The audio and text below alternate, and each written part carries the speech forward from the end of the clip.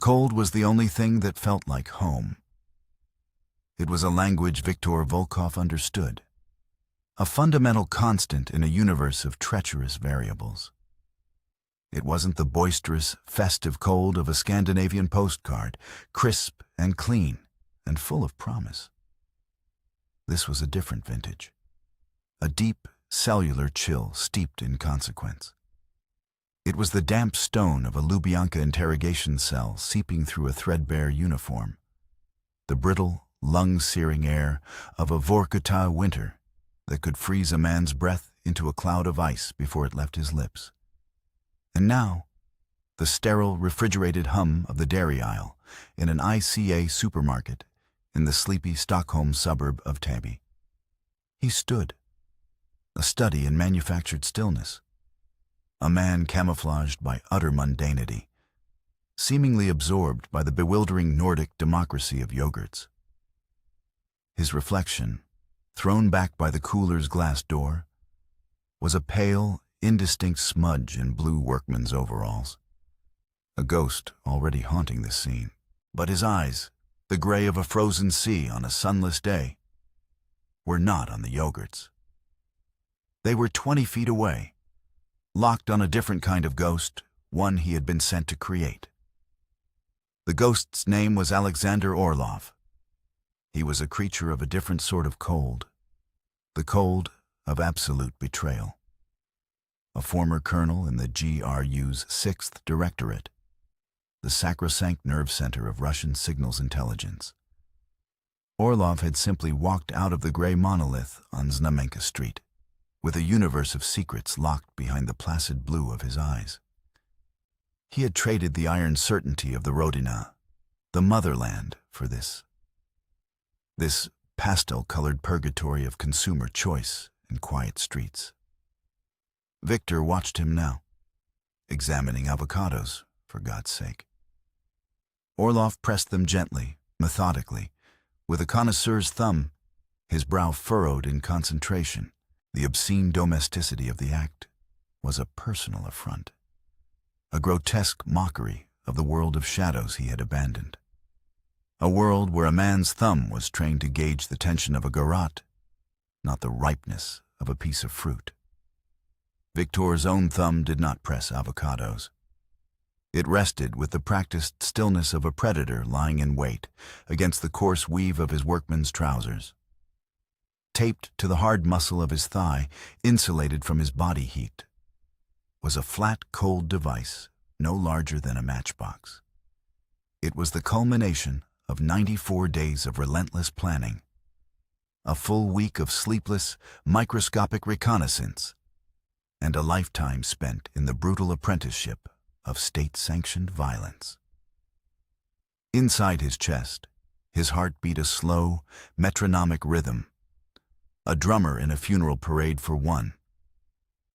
He was not a man given to excitement or anger. Such emotions were inefficient, dangerous variables in a profession that demanded absolute precision. He was a mechanic. His job was to repair imbalances in the grand equation of power. Alexander Orlov was a profound, destabilizing imbalance. The imbalance was currently placing 3 perfectly ripe avocados into a flimsy plastic bag. He moved with the unhurried, almost arrogant ease of a man who believed himself safe, who thought the long, unforgiving arm of the center could not reach into this brightly lit sanctuary of Swedish neutrality. He was wrong. The arm had reached. It had been here for an hour, disguised as a janitor mopping up a phantom spill. It had already set the trap. Viktor's gaze shifted from Orlov to the true target, the inanimate object of his 3-month obsession. There, in the front row of the milk cooler, positioned with geometric precision, sat a single 1-liter carton of Arla milk. Standard 3% fat. The red carton, Orlov's carton. He bought it every Tuesday morning, a ritual as unbreachable as a prayer, a tiny anchor of routine in his new, unmoored life. Viktor knew this because Anya Petrova, his spotter, had watched Orlov for 87 consecutive days. Anya, with her student's face and a wolf's instincts, knew that Orlov preferred rye bread to wheat, that he bought the Dagens Nyheter newspaper but only read the international and financial sections, that his wife drove a Saab 900 while he preferred the stolid, tank-like safety of a Volvo 240, and that his daughter, Lena, had a passion for the salty, ammonia-laced licorice Swedes called salt lakrits. These were the brushstrokes that formed the portrait of a traitor. But the milk was the anchor, the constant, the single, predictable point around which the entire, intricate architecture of the operation had been constructed. Orlov finished with his vegetables. He pushed his cart, one wheel emitting a persistent, high-pitched squeak that grated on Victor's finely tuned senses, down the aisle. His path would intersect Victor's operational zone. This was the first moment of risk. Proximity, the chance of recognition, however faint.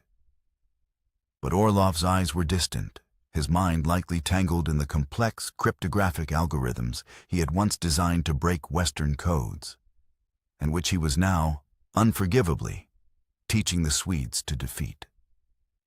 He saw a janitor, a stock boy, a piece of the background scenery. He did not see the man who had calibrated the viscosity of a thallium salt solution to pass through a 30-gauge hyper-thin tungsten needle without leaving a trace of residue. He did not see the man who had practiced sealing the resulting microscopic puncture 1,000 times on 1,000 identical cartons in a soundproofed room in the embassy basement. The squeaking cart rolled past. The smell of Orlov's cologne, something citrusy and expensive like Acqua di Parma, washed over Victor.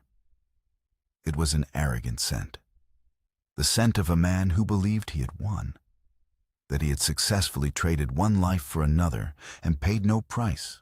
Orlov stopped in front of the dairy cooler. The moment hung, suspended in the cold, humming air.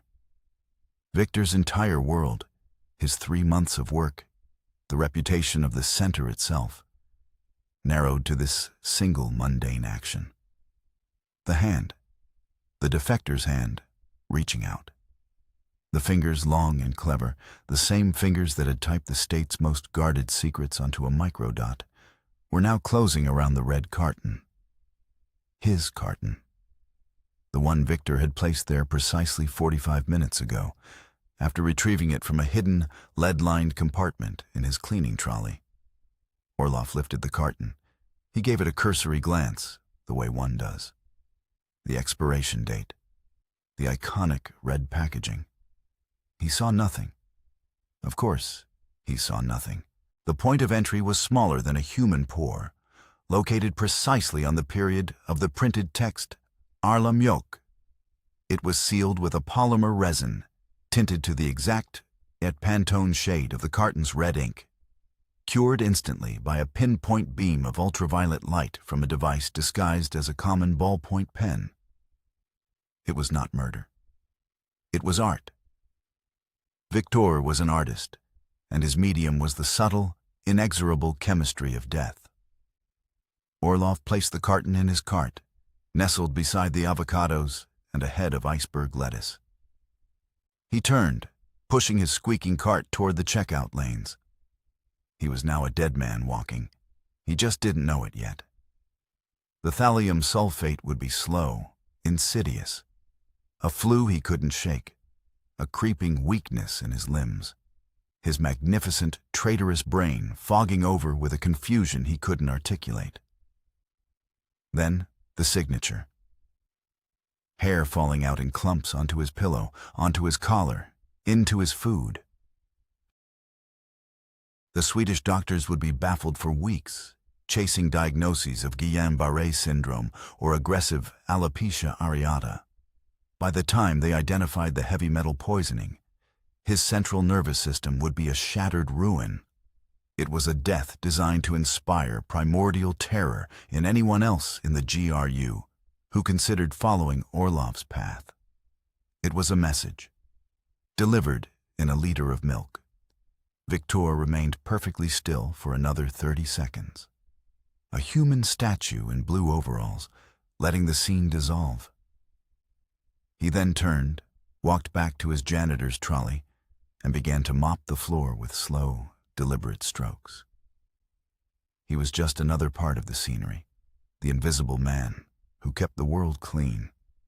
He mopped his way toward the service exit, his job complete. The equation was solved. The problem was fixed. The cold, he noted, felt exactly the same. It was the satisfying, uncomplicated chill of a job well done. The order had not come by encrypted cable or diplomatic pouch, but through the mouth of a cultural attaché with sour breath and the terrified eyes of a man forced to carry a live grenade. The man, a mid-level functionary named Pavel, was a designated cutout, a living dead drop chosen for his utter forgettability. He had met Dmitry Kuznetsov, the KGB resident in Stockholm, at a dreary art exhibit featuring modernist sculptures that looked like mangled car parts. They stood before a twisted piece of rusted steel titled Urban Angst. "Moscow Center sends its regards," Pavel had murmured, his eyes fixed on the sculpture as if seeking its meaning. He smelled of cheap cigarettes and fear. "They are displeased with the Orlov situation. They feel it has remained unresolved for an unacceptable duration."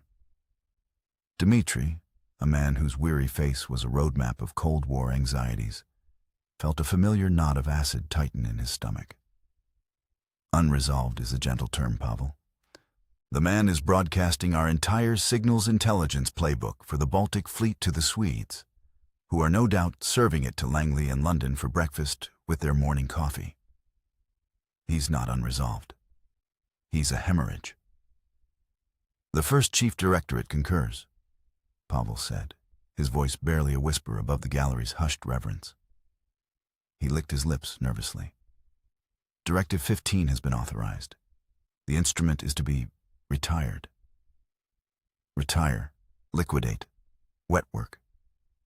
The euphemisms were as worn and threadbare as the carpets in Dmitry's office at the Soviet embassy on Gerdet. And the method? Subtle, deniable. The Politburo desires a message, not a martyr. No bullets in a dark alley, no car bombs that scream our name. They want him to fade. A lesson in consequences. A ghost story to be told in the corridors of the GRU for a generation.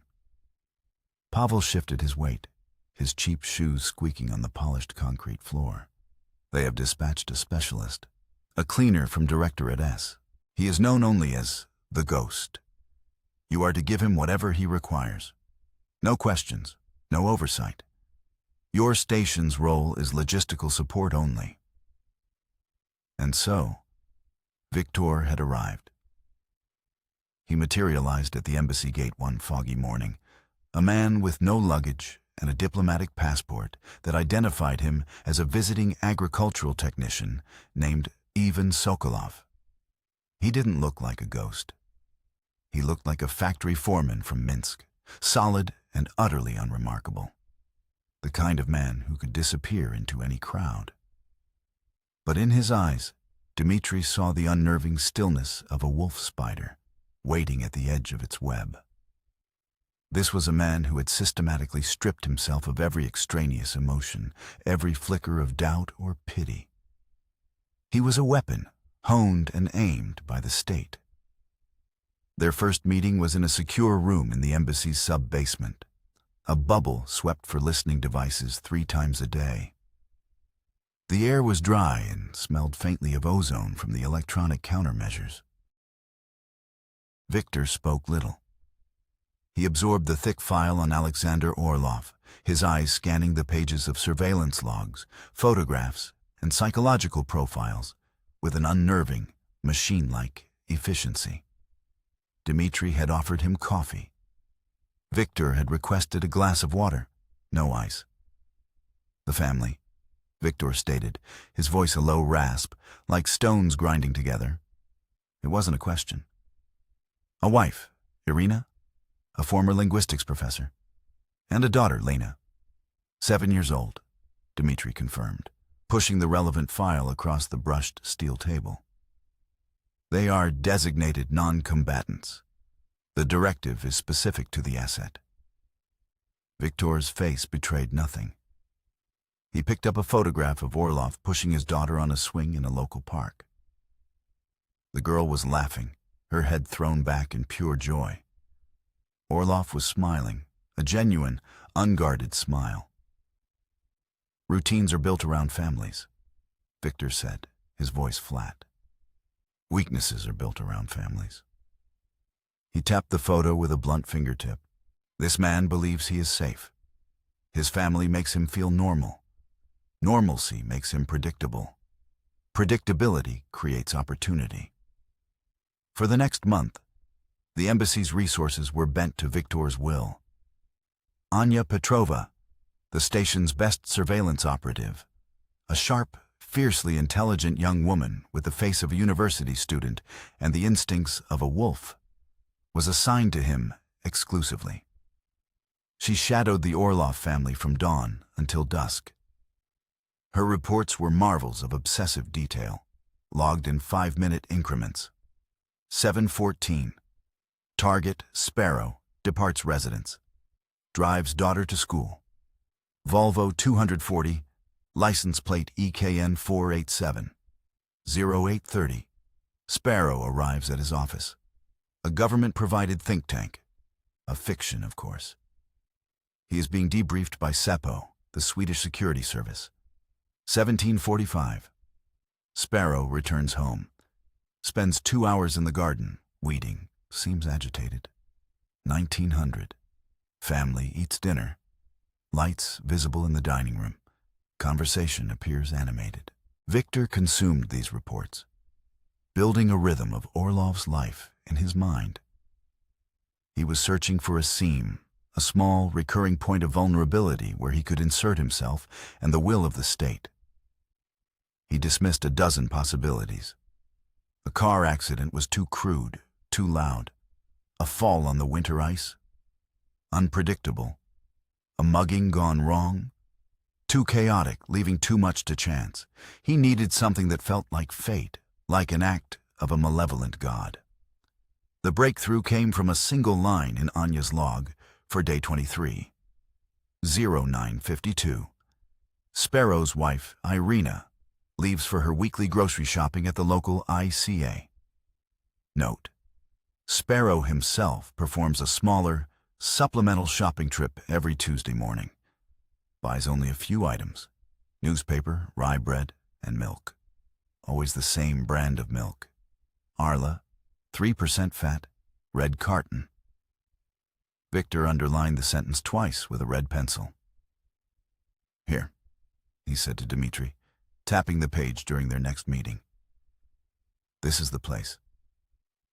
Dmitri peered at the report. The supermarket? It's public, crowded, full of witnesses. Witnesses see what they expect to see. Viktor replied, his voice devoid of emotion.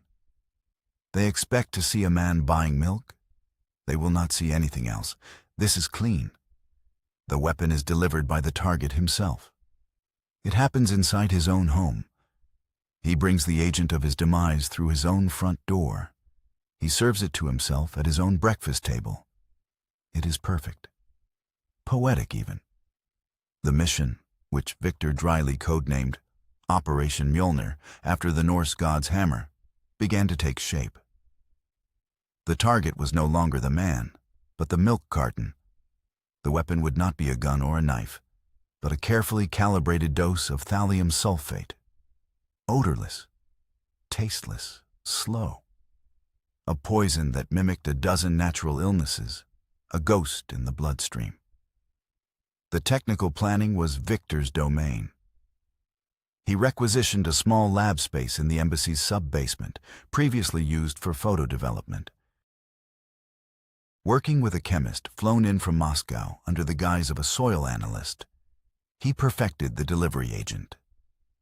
The thallium was suspended in a sterile saline solution, a precise quantity calculated to be lethal over a period of 2 to 3 weeks.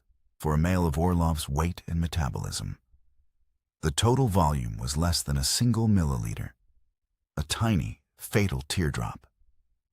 The next challenge was the delivery system. How to breach the carton? A standard hypodermic needle would leave a visible puncture, a tiny hole that even a casual glance might detect. Any alteration to the sealed plastic spout at the top would be immediately obvious. The container had to appear factory-sealed, utterly pristine. This was where Victor's peculiar genius, his tradecraft, came to the fore. He designed the instrument himself, sketching it on a notepad with the precision of an engineer. He called it the Stinger. It was a marvel of miniaturization. The needle, crafted from a tungsten carbide alloy and honed to a microscopic point using a laser, was strong enough to pierce the waxed cardboard, but thin enough that the hole it created was almost self-sealing. The true innovation was the applicator.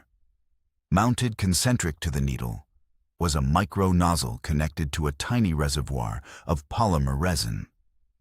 After the needle injected the poison and was withdrawn, the applicator would dispense a single, microscopic droplet of the resin over the puncture site.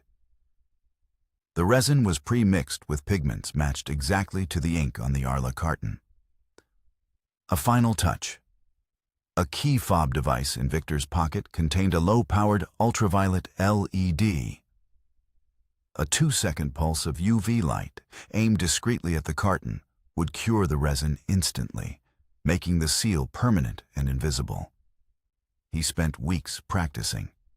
The embassy procured dozens of cases of Arla milk.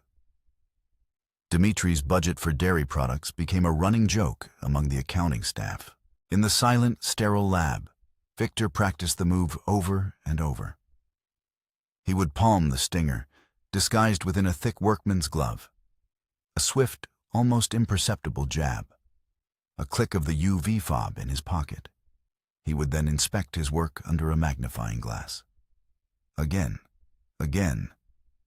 until the motion was as unconscious as breathing. The result flawless every time. He also practiced on juice boxes, soup cartons, and wine boxes, honing his technique for any contingency. While Victor perfected the mechanics, Anya mapped the battlefield. The ICA supermarket became her entire world. She learned the employees' shift patterns, the security guards' patrol routes. She knew which security cameras were real and which were dummies. She knew the delivery schedule for the dairy truck. She identified 3 potential CCTV blind spots in the dairy aisle, one of which, behind a promotional display for Wassa crisp bread that was rarely moved, was perfect. "The window is tight," she reported to Victor and Dmitri, pointing at a floor plan of the store. "The dairy cooler is restocked between 7 o'clock and 7:30.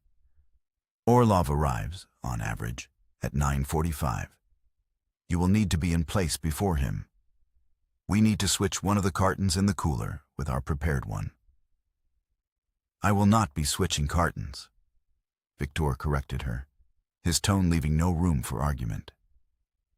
"A switch introduces variables. 2 cartons. The risk of being seen handling them. No, I will acquire a carton from the back of the shelf. I will take it to the blind spot. I will inject it in situ. And I will place it at the front. 1 carton, 1 motion, minimal exposure." The plan was audacious.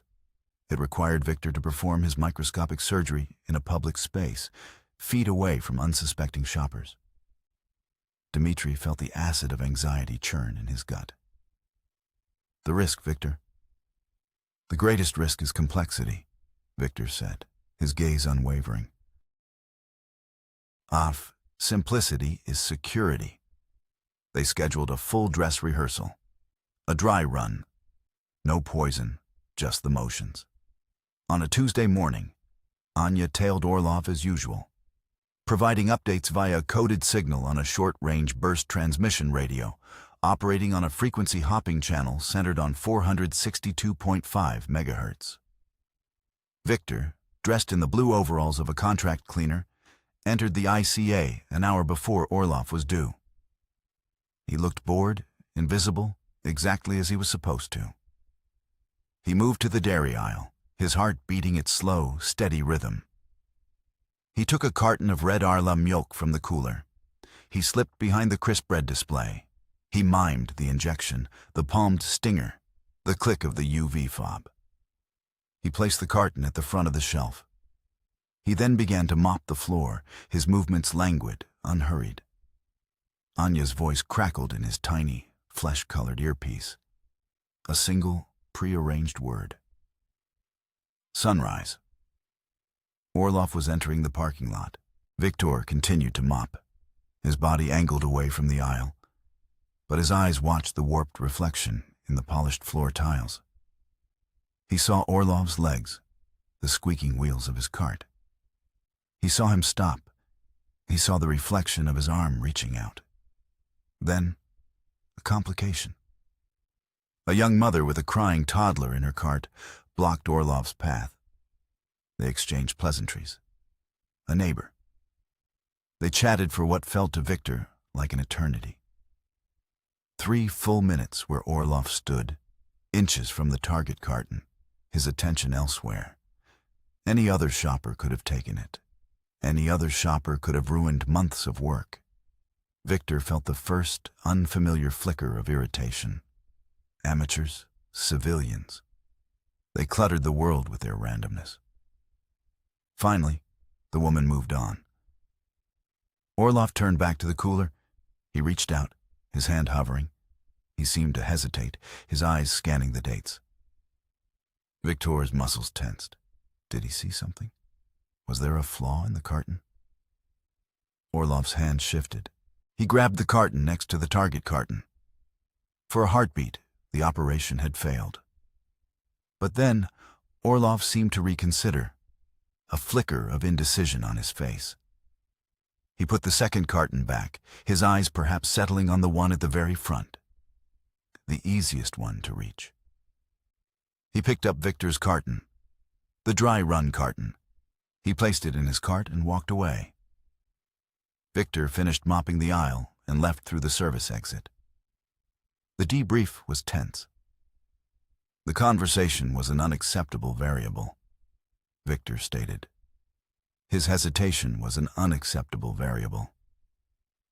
He still took the correct carton, Victor, Dmitri countered, trying to calm the waters. The principle is sound. The principle is sound.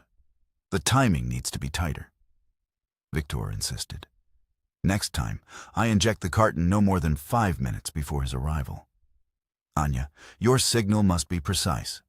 I want to know the second his car turns onto this street. Understood, Anya said, her gaze firm. They set the date for the following Tuesday. 1 week.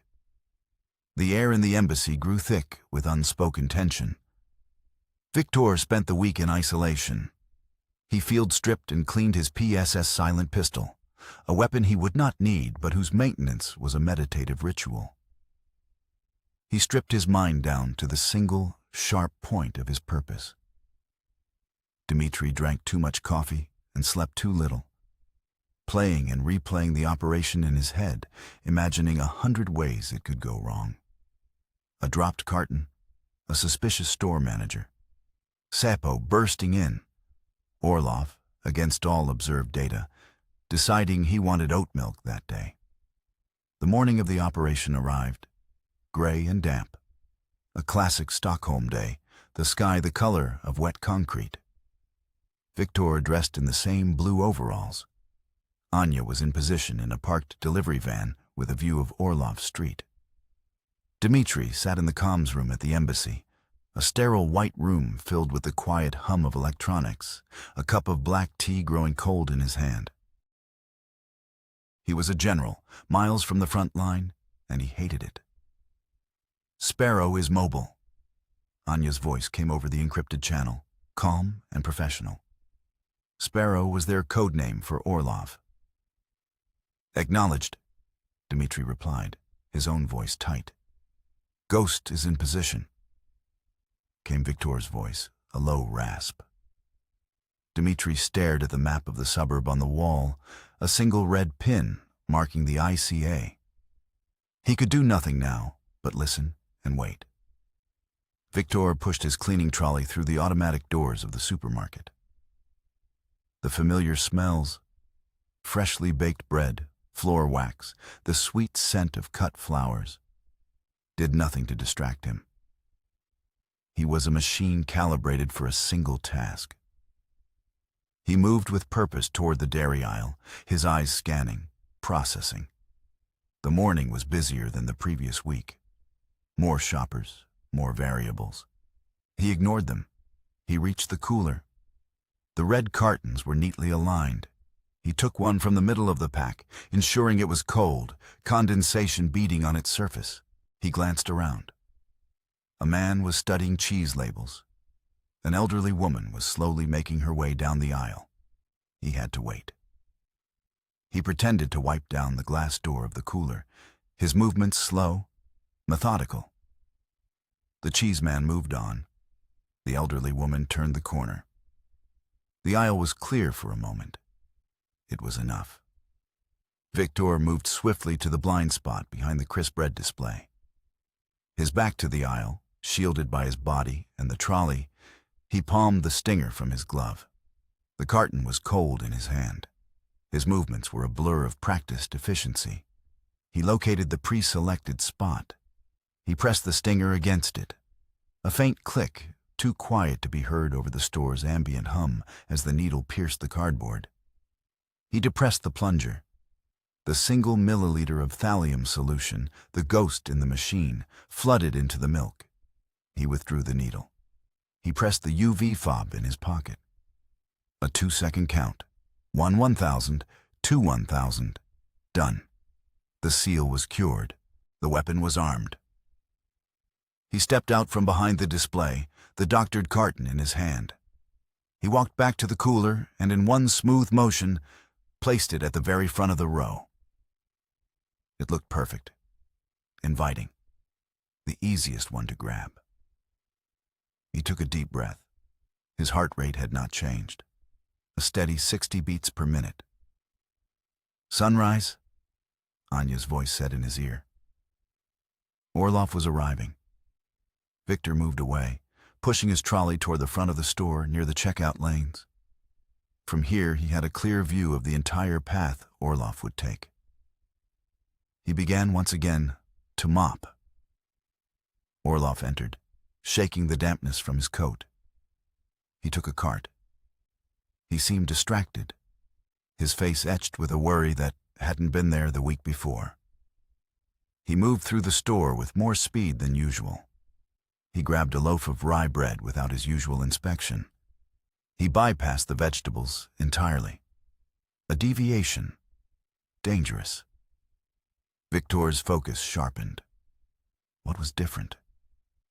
Orlov pushed his cart directly toward the dairy aisle. He was not browsing. He was on a mission. This was good. He stopped in front of the milk. His eyes, dark and troubled, scanned the cartons. Victor watched, his mop handle gripped tight. The entire weight of the operation, the months of planning, the geopolitical consequences, all balanced on this one man's whim. Reach for it, Victor thought, the silent command screaming in his mind. Take it. Orlov's hand shot out. He grabbed the first carton, the red one, the one at the front. Victor's carton. He didn't even look at it. He tossed it into his cart. He turned and pushed his cart directly to the checkout. He paid, his movements jerky, impatient. He bagged his few items. Then, as Orlov headed for the exit, the universe threw one last variable. A store employee, a young man with a box cutter, was restocking a shelf of magazines. He turned, distracted, and bumped hard into Orlov's cart. The jolt was significant. The plastic bag with the milk carton tipped. For a horrifying second, Victor saw it all happening in slow motion. The carton falling, splitting open on the hard tile floor, its poisoned contents spilling out in a useless, incriminating puddle. But it held. The carton wobbled, then settled. "Oh, Verlot," the employee said, his face flushing. "Sorry about that." Orlov just grunted, a dismissive sound, and pushed his cart out through the automatic doors. He was gone. The package was delivered. Victor methodically finished mopping.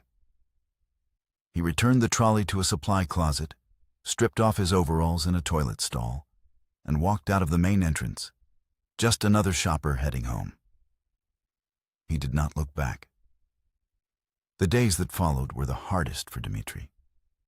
They were a torment of waiting. He scanned the Swedish news, monitored police and ambulance dispatches, and waited for the report that Orlov had been taken ill. Nothing. A week passed. 10 days. Orlov continued his routine. He went to work. He gardened. He took his daughter to the park. Moscow grew impatient. The cables from the center became clipped, demanding. "Status on Mjolnir? Report progress. Confirm effect." Dmitri had nothing. He sat in his office, the dread coiling in his stomach. Had it failed? Had Victor made a mistake? Was the poison dose wrong? Or worse, did Orlov know? Was this some elaborate counterplay? He summoned Victor. The cleaner sat opposite him, his face as impassive as stone. "The science is sound," Victor said. "The delivery was successful. There are two possibilities. The subject has an unusually high tolerance, or he is not consuming the product." "He buys it every week," Dmitri snapped, his frayed nerves showing. "Anya's surveillance confirms it. The carton is gone from his refrigerator by the end of the week. Someone is drinking it." "Then we wait," Victor said. "The poison is patient." But Dmitri couldn't wait. The pressure was too great. He authorized Anya to intensify the surveillance. He wanted eyes on Orlov around the clock. It was Anya who broke the news. She came to Dmitri's office late one night, her young face pale, her usual composure gone. "There's been an incident